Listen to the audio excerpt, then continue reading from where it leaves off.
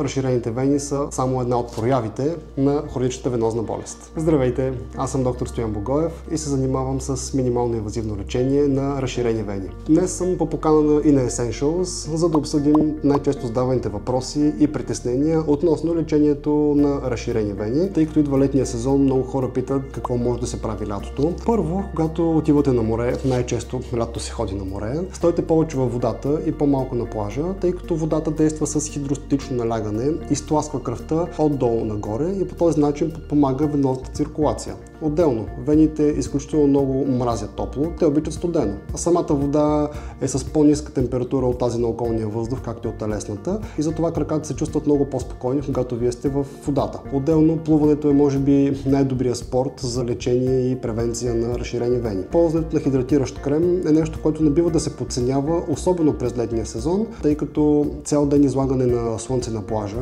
води до дехидратация на самата кожа.